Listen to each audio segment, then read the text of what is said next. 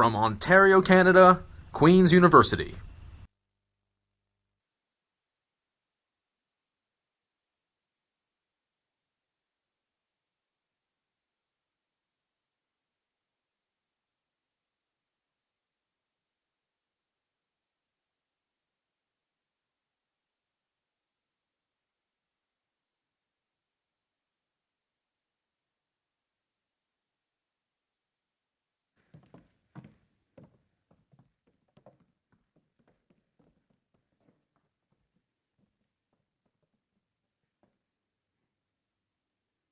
The pessimist complains about the wind, and the optimist expects it to change.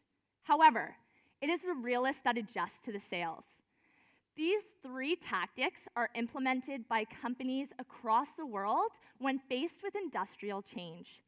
The realist strategy is implicitly important for industries such as oil and gas, where there is experiencing immense change and a huge shift towards renewable energy resources. Hi everyone, my name is Megan and I'm here today with my team from Sapphire Consulting of Aislinn, Megan, and Claire. And today we believe that Statoil, should they embrace this industrial change and really become a bolder and a better player in this market through investing in onshore wind energy, we can really set the course for the entire industry. So now let's take a look at the problems that the industry is facing and specifically Statoil within this space. So first, there's extremely volatile things happening in terms of oil prices and the energy markets. Additionally, there are complex geopolitical risks that are being experienced across the world, and these two things in tandem really impact oil prices and thus the financial performance of companies in the oil and gas industry. Furthermore, there's huge access to information on climate change and carbon emissions that are now in the public eye, and this is really shifting the demands of both consumers and shareholders alike in terms of what they expect from companies like Statoil. So we really believe that we need to differentiate ourselves and invest in this high-growth renewable energy market in order to capture this demand, as well as increase our profitability while also doing good for the environment and eliminating some carbon emissions. So we believe that a two-phased approach with 3 steps is the best way to tackle this. First, we want to become a bolder player. We really wanted to analyze high-impact, high-growth markets.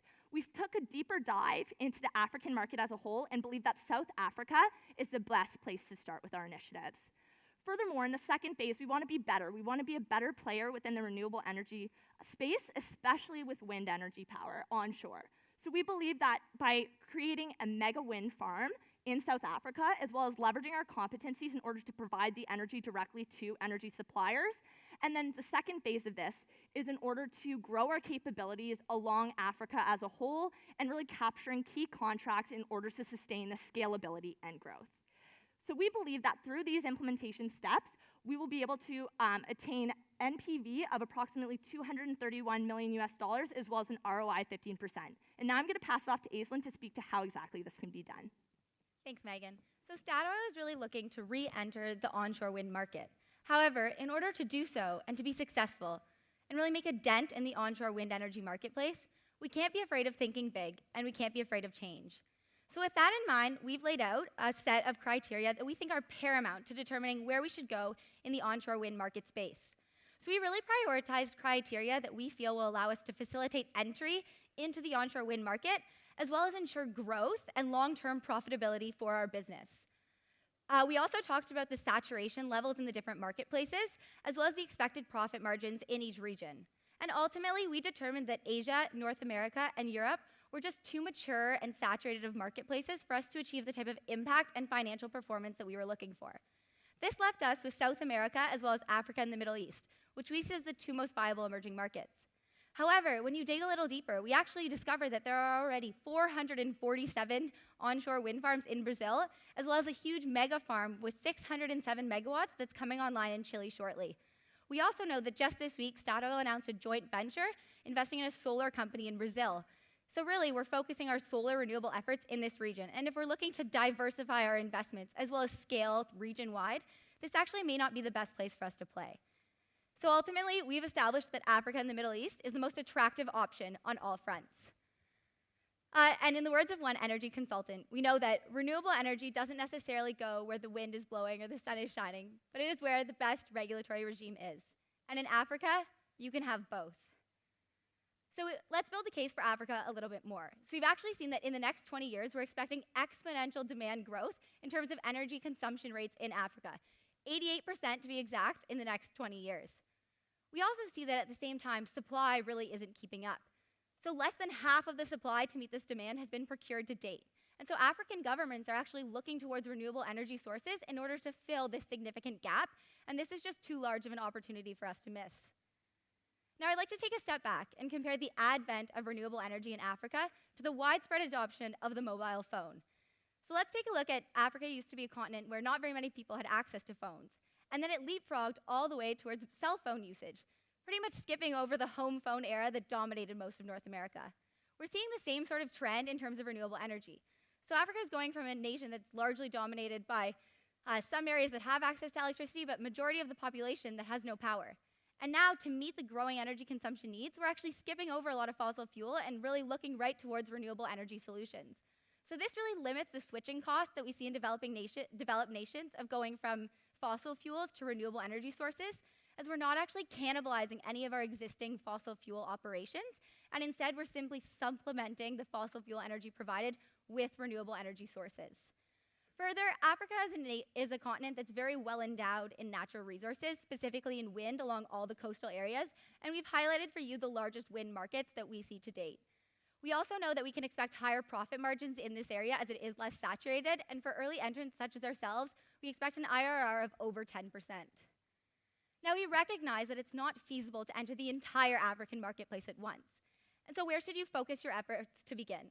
We think that South Africa is the most attractive option for us today, given that it is the largest wind energy market in Africa to date, and Statoil also has 3 existing exploration licenses in this area, so we do have a few relationships on the ground that we think will allow us to establish a foothold from which we can expand to the broader African region. We also see that South Africa is a nation that's very committed to onshore wind energy. The government has actually stated they will implement 8.4 gigawatts of wind capacity by the year 2030, and to date, less than half of this amount has been procured, so they're really actively seeking out bids to go into the onshore wind market here. And also, the regulatory regime is very supportive of onshore wind and other renewable sources. So just recently, they implemented an REI PPPP, and while I know that can be a mouthful, it is effectively an auction for renewable energy sources. So this sort of bidding process has allowed competitive pricing for renewable sources in the market, and we actually see that onshore wind has been priced at prices 17% lower than some of the power that's coming out of coal plants. So this really is a competitive option. Now I'd like to pass it off to Claire, who will talk through how we will execute this entry into South Africa. So Aislin's made a great case for Statoil's entry into South Africa. We truly believe that in order to shape the future of renewable energy, we have to be bold. But what exactly is this strategy going to look like? And how exactly are we going to ensure Statoil's tactical and graceful entry into South Africa? Currently in South Africa, there are a number of wind farms that exist, but none of them have a capacity greater than 200 megawatts. Our ambition is to build a 550 megawatt wind farm to really kickstart the legacy of renewable energy in South Africa. We came up with a very comprehensive criteria to determine where we should locate this wind farm, and that falls into the buckets of location, favorable wind conditions, as well as receptivity from municipalities. And based on those criteria, we came up with these 3 points, which are Cape Point, Port Elizabeth, and East London. And we think building a wind farm in any of these areas would be really conducive to success. Now, upon entry into South Africa, Statoil will be faced with a number of difficult questions. How do we find customers in an entirely new market? How do we market renewable energy products to people who may have never heard of them before? And with operations so grand, spanning across borders, how do we manage the complexity of accounts receivable as well as invoicing? To us, it's clear that Statoil will have an extraordinarily difficult time distributing directly to consumers, which is why we recommend taking on a business-to-business approach focused on winning production contracts with major public utility companies. Here's why. Let's take Eskom, for example, a major South African public utility company that serves 95% of the population. If Statoil were able to win just one of Eskom's wind energy contracts, all the questions I posed would effectively be solved. So now the next question we want to ask is how can we increase Statoil's chances of winning one of these auctions? The first piece is having a competitive bid price, which is dependent on your ELCO. And we think that your ELCO can be decreased through economies of scale as well as turbine innovation. So in regards to economies of scale, you can achieve scale efficiency by building the largest wind farm that South Africa has seen to date. You have the capabilities. And in regards to turbine innovation, you can take advantage of new technology such as General Electric's digital wind farm, which allows you to use data from other wind farms to increase the capacity of your turbines, and also it gives you turbine health metrics so you can effectively prolong the productive lifetime of your entire farm. Now the next piece is just as important. Statoil must be committed to delivering long-time sustainable value to the communities that it operates in. These auctions are often won by companies that show a vested interest in developing the local economy. So it's really important to build strong relationships in South Africa, not only by creating local jobs, but by providing a reliable and sustainable source of energy. Energy reliability is a really big problem in South Africa, and it's only exacerbated in other regions of Africa where the infrastructure isn't as strong. So by implementing battery solutions that can store excess generated energy for use during low production periods, Statoil can really communicate its commitment to serving the energy needs of the South African population. So we've come up with a detailed implementation plan that ranges from securing these contracts to actually building the wind farm. But the milestone that I'd like to direct your attention to is that we'd like to begin energy generation by year 2023 and have a successful expansion to Morocco, which we also see as a very viable and promising market, by end of year 2030. So now that I've explained what exactly we want to do in South Africa, I want to pass it off to Megan to prove to you that it's going to be profitable. Thanks, Claire. So looking at a bit of the feasibility of this project, we truly believe that a net present value of around $230 million is very feasible, leading to an ROI of about 15%. Now, if we look at this project, it's very capital intensive in the first few years of development. And that's because we have to build the farm and buy all the turbines. So we know that a lot of this is actually a barrier to entry to a lot of smaller firms in South Africa. And in order to do this project well, we think it's essential to scale it up really large at the starting to disperse these high fixed costs over the years of the project. We think that because we're such a large company, we can actually get funding at quite low costs. And we think the best way to get funding here is actually to issue a green bond. Now, the reason we think that you should issue a green bond is because this market has grown exponentially in the past few years. And issuing a green bond actually allows you to attain a new market of investors who you never used to be able to reach as a typical oil and gas company. It also aligns very well with your values of becoming a greener company moving forward.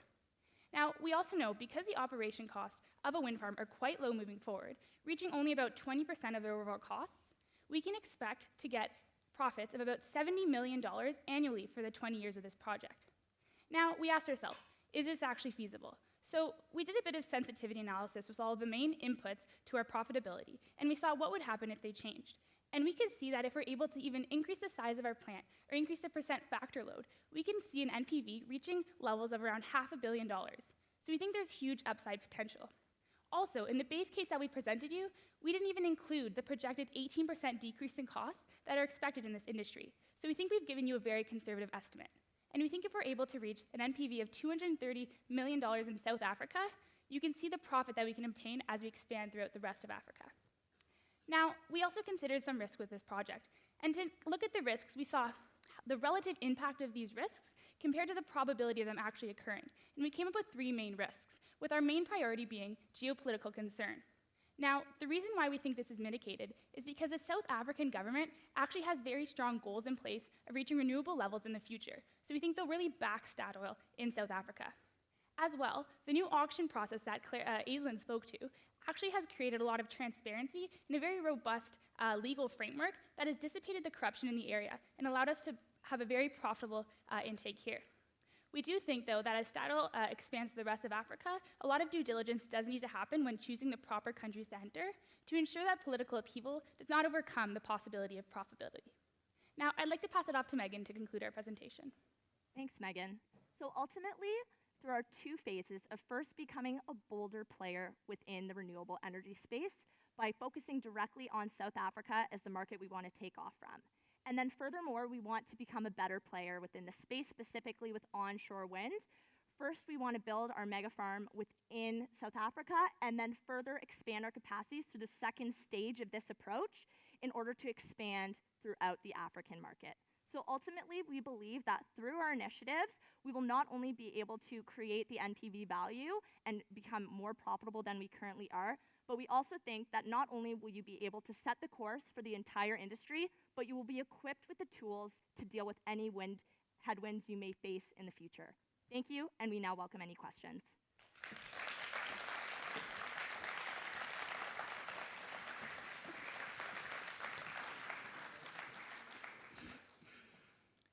Thank you for a good presentation. I would like to for you to reflect a little bit about the partnership strategy. You're identifying ESCOM as the key partner here. They run 95% of the utility sector. So what if it doesn't work with ESCOM? Then what? Yeah, so I think I can speak to that.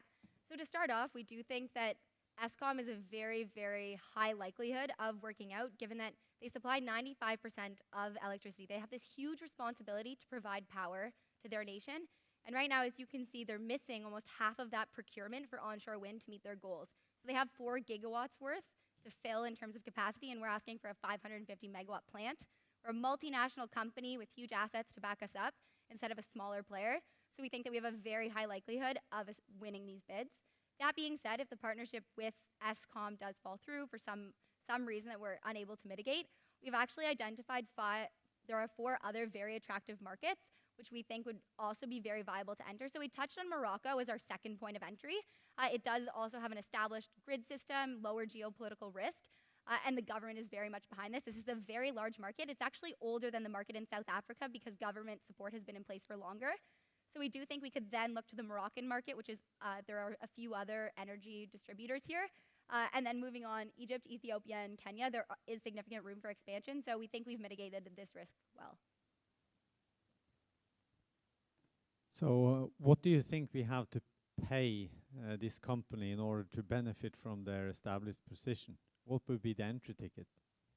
Sorry, so I don't think we would necessarily be so we bid in terms of what we think we can establish, what sort of ELCO or energy price they pay per megawatt hour of our energy that they're using, but it's actually, the company is paying us to use the megawatt hours we generate. So it'd simply be a bid in terms of what fee they would be paying per megawatt hour of energy usage, and then they would charge a higher price to their consumer base, the African population, who then would distribute this to customers. So we think it'd just be you're bidding on what the energy price would be they want the lowest bidder. And then we are handling all the costs of building up the turbine farm, and then they purchase all the energy from us. We'll have a contract in place ahead of time, so we're not going to spend this huge capital expenditure until we know that ESCOM is going to use this energy. In terms of cost of financing and the cost development in general, costs are coming down in renewables. What's the speed you have taken into account of this cost development, and how can you particularly explain the green bond and the cost of financing developing over time while we are expanding in Africa? Sorry, so you're wondering how are we going to use the decreasing costs as we expand Africa? Yeah. Yeah, and the speed of change on the cost development. Yeah, so we think basically all of our research showed very positive results. Everything is coming down. They're expecting 18% decreases in our overall costs moving forward, which wasn't even kind of put into our model here. We do see that ELCO as well. In our model, it accounts for about 6 cents per kilowatt hour. And that actually is kind of the average right now, but that is also moving down drastically. And we know as a company with an A+ debt rating, you'll be able to get really low-cost financing in the green bond market. And to issue a green bond, you usually get about the same financing as a normal vanilla bond. So we see that just kind of having an extra push of the investor base you get and the exposure you get as a company to show that you are green and you are really pushing towards this renewable space. So we do think that everything shows a positive light right now with these costs really coming down. And we also do know that as we scale larger, our costs overall, we experience lots of economies of scale that allow us to expand to the rest of Africa with best practices in place to really do every development at a lower cost. Could you elaborate a little bit about the risk you see by establishing in South Africa? Yep. So the main risks we established, the one was the geopolitical concern. The other risk that we established was the uncertainty of weather, but we do think that that's kind of a risk associated with any onshore wind farm. And we have established these GE wind farms that actually make the use of the wind turbine the most efficient possible, use a bunch of data analytics to decide when to turn them on, when to turn them off. So we think that kind of mitigates that risk. The other one we did speak about a bit was the grid. So the grid in South Africa is a little bit different than in a developed country. But the reason that we don't think this is a huge concern is because players like Eskom are working very fast to expand this grid around Africa to really get electricity to those people who need it. And the other thing is a lot of our revenue of energy usage is actually coming from people who are already on the grid. It's not from people who are off the grid and trying to get on it. It's people who are currently using energy in South Africa. Their expenditure is expected to continue to grow very fast in the future. The other thing we thought here was that our investment in batteries for Statoil, we can actually leverage that in this place as well. So if the grid isn't enough for us, we can store energy on these batteries to give more leveled supply throughout the year. Thank you so much. Have you also discussed the competence when operating the wind farm? What competence do you need, and do you think that's available in the area? Yeah, so I think we know that given our expertise in offshore wind and our practices there, we think that we will be able to leverage a lot of these tools to enter into onshore wind. We do think it's important to bring some of our more senior and well-trained engineers initially to South Africa, because we know that's one of our key areas of expertise. That's why we have this lower ELCO, is because of our innovation labs, because of this knowledge we have in-house. So I think bringing these players in early is very important, but also equally as important is ensuring we are hiring and employing the local South Africans. So there are plenty of incredible education systems and graduates from these programs, so we also want to bring into our company. It's very important to have a local base. This is also key. We talked about winning those auction bids. The REI PPP, actually it's not just the lowest ELCO, but there's a specific criteria that says how many local people are you employing here. So we think it's really important to also be employing locals in this market. They understand a bit more about managing relations here. So I think it's bringing in a team that we have, especially in the initial phases, and then perhaps more the operations front, that would be done by people in the region. So 2 questions. The first one on the stability of these regimes and how that will impact the speed and the scalability of this strategy. And the second one is what would be the hardest or the toughest leadership challenge for the executive team in Statoil to go forward with your plan? Sorry, can you repeat? So the first question is about when we're... Stability of regimes and how that will impact the rollout or the implementation of the strategy in Africa. Yeah, so I think one thing we looked at here is, as a large company, it's great to diversify your risk globally. And we saw that you have this new solar venture in Brazil and South America. So we thought that by going to South Africa here, we're actually diversifying our risk in terms of geopolitical concern in a larger way than if we just went to South America. So there's obviously still concern in terms of politics, but that happens in developed countries. We don't know what Trump's going to do with the renewable energies. That could be more of a concern than South Africa. So there always is that concern, but we think that by going to South Africa and diversifying our assets across the world, we're actually going to be in a better place if anything were to happen. Yeah, and to your second point of the question, you talked about what's the biggest challenge we'll face. I think it's, as you mentioned, we're going somewhere completely new. So this isn't somewhere where we have some exploration contracts, but this is a big step for us. And so it's establishing those relationships. To the point about the geopolitical instability, this REI PPP program that's been put in place, it's actually replacing a previous feed-in tariff system. So previously you had some sort of incentive that the government provided to you saying, we'll reduce your cost of production by this much to incentivize renewable energy production. So that's something that's easy for an incoming government to take away. However, once you've implemented this auction process, it's actually independent from government. So it's an organization that's set up, that's well established, that has a set of legal and regulatory frameworks, and it really ensures a competitive bid price. So we're not actually reliant on government support for this. What we're more reliant upon is having this regulatory and legal framework in place, and that's why we think having the auction system in place, as opposed to being reliant on this government funding, is more secure in the long run. Thank you for a nice presentation. What do you see as the main weakness of your analysis? So I can speak to that as well. So I think we spent a lot of time, I'd say, in this decision process. The biggest back and forth was going to the African region in the Middle East or to South America, where we just felt like this is a more developed market, a more established market. We're already here with solar. And so I think the biggest weakness here, the biggest risk we're taking on, is going to someplace new. And so while that's what caused a lot of discussion, we think we spent most of our time mitigating those things. But again, I'd say going somewhere new can be the biggest challenge.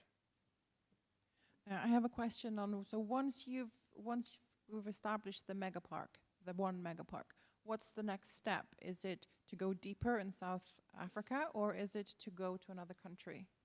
Yeah, so I think we would like to expand to other countries just because we don't want to oversaturate the market in South Africa. So if we're already providing 550 megawatts, the room for expansion is there, but we don't want to have this oversupply that we can't kind of have demand to meet it with and have to be transporting all of this energy through battery use. So we think that by actually expanding to places, as we spoke to, of Morocco and these other places, we're going into markets that have a lot of capacity for supply. So we're going to really have that demand there. We're going to be able to produce at lower levels, at lower costs. We're not going to be oversupplying the market. So we think that expanding throughout Africa would be great. And we also know that is your goal to become, a huge player in the market and to be a market leader. So being present in more places than just one within Africa, we think allows you to really establish that brand recognition and people to know that, you are the major player in Africa. Yeah, I have one question left, and that is, how should we really win the auction? Yeah, so I can speak to that. So I mentioned earlier that there are really two components to winning an auction. The first is being able to have a competitive price, so being able to sell your energy at the cheapest price to Eskom or any other business that you hope to work with. So we think that's really important, and that can be achieved through things like scale efficiencies and building this gigantic mega farm, nothing like South Africa's ever seen before, as well as leveraging new technologies that can help make your turbine and farm more efficient. But we think the second part is something that people normally glaze over. They don't think it's quite as important as the pricing. But we've seen, for example, in Morocco this past January, the wind contract was actually awarded to a company that didn't have the lowest price, but was working with a Moroccan company in a consortium.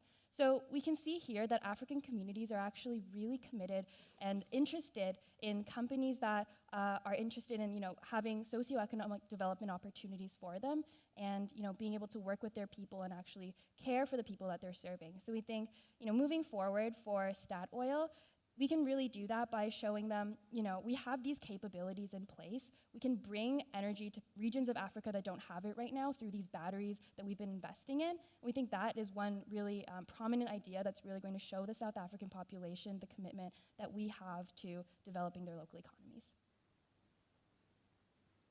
So what's been your biggest learning through looking at this case? I think we learned a lot just about the renewable energy sector and the change that's happening within oil and gas as a whole, and really just about what the potential is in these emerging markets and how much space there is for companies to grow. We had no idea with the expansion even happening in Brazil and with the recent acquisition of your solar partnership. We think that companies are really doing more in order to enter this space than we had initially thought. And I think that's a huge learning in terms of where the industry is heading in the future and where you can kind of capture that demand in order to set yourself apart from other companies that you're competing directly against within oil and gas specifically.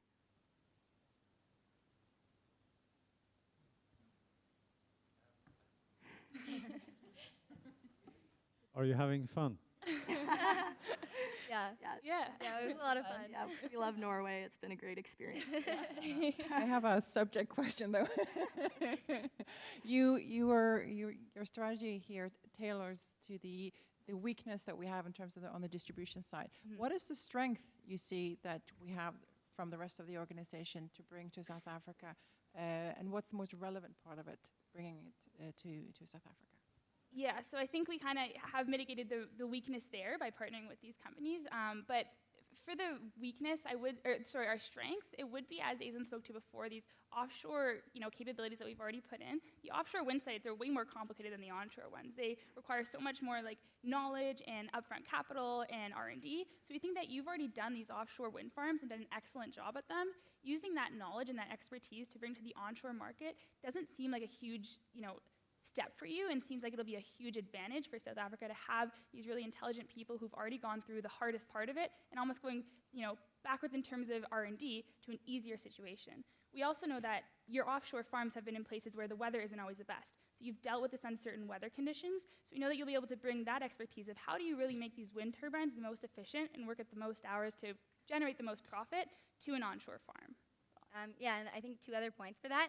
So one would be, they actually say the biggest hindrance to the widespread adoption of renewable energy sources in Africa right now, it's not technical, it's not technological expertise, it's financial.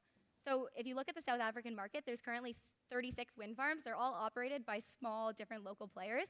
And these are companies that don't have access to the capital to establish a mega farm. They don't have the ability to scale. So I think we bring, on the one hand, that financial piece, so that access to funding, that ability to build a mega farm, and then as Megan pointed out, that previous expertise here, and just that global brand that will really allow us to excel.